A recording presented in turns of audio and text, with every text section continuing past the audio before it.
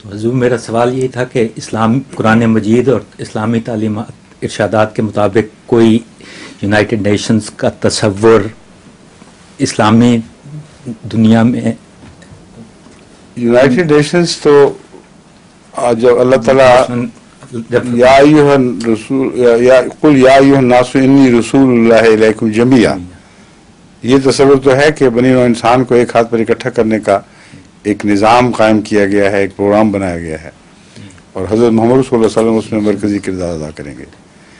لیکن یہ کہ یونائٹڈ نیشنز کا نقشہ الگ کھینچا گیا ہو، اگرچہ حضرت مسلم موعود نے بعض استنباط کیے ہیں جن سے پتہ چلتا ہے کہ یونائٹڈ نیشنز کا نقشہ ہے، لیکن میرے نزدیک تو صرف مسلمانوں کو ایک یونائٹڈ نیشنز کا نمونہ دینے کے لیے تعلیم دی گئی ہے.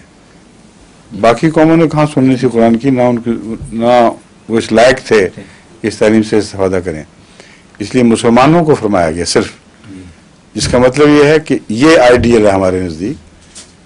اگر تم بھی فائدہ اٹھانا چاہتے ہو تو اس قسم کی کوئی قائم کرو ایسوسیشن جس میں یہ بنیادی اصول داخل ہوں، یہی ان کے رہنما ہوں. وہ یہ ہے کہ اگر مومنوں میں سے دو گروہ آپس میں لڑ پڑیں، صاف پتہ چلتا ہے کہ دو ریاستیں ہیں، کیونکہ ملک کے اندر تو دو گروہ ایسا کھلم کھلا نہیں لڑا کرتے اور پھر سب اکٹھے ہو جائیں اس کے متعلق. وہ تو ریاست کے خلاف جب حرکت کوئی کرتا ہے تو ریاست اس کو سزا دیتی ہے. یہاں دو ممالک مراد ہیں، مسلمان ممالک.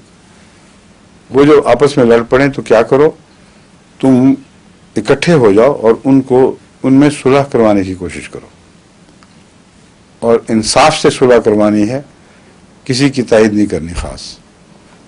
اگر اس میں ناکام رہو تو پھر تم سب اس فریق کو جس کو تم سمجھتے ہو کہ دراصل مجرم ہے اور ضد کر رہا ہے، امن کے لیے آمادہ نہیں ہے، اس کو مجبور کر دو، اس کے خلاف لڑو. یہ اقوام متحدہ کا تصور اسلام کے اندر پیدا فرمایا گیا، اور جب تم اسے قابو کر لو، مجبور ہو جائے، تو پھر بھی اس کے ساتھ بعد میں انصاف کا معاملہ کرنا ہے. مجرم قرار دے کر اس کو کچلنے کی کوشش نہیں کرنی. اب یہ جو عراق کے تعلق ہی میں دیکھ لیں، بالکل اس کے برعکس ہو رہی ہیں باتیں. یونائٹڈ نیشنز کا تصور تو موجود ہے، لیکن اس کو قبول کرنے کے لیے اس وقت دنیا میں کسی قوم کا مزاج تیار نہیں ہے. اب تو دن بدن یہ مائٹ از رائٹ کے اصول پر آگے بڑھیں گے. صاف دکھائی دے رہا ہے، طاقت ہی میں سب کچھ ہے، وہی سچائی ہے.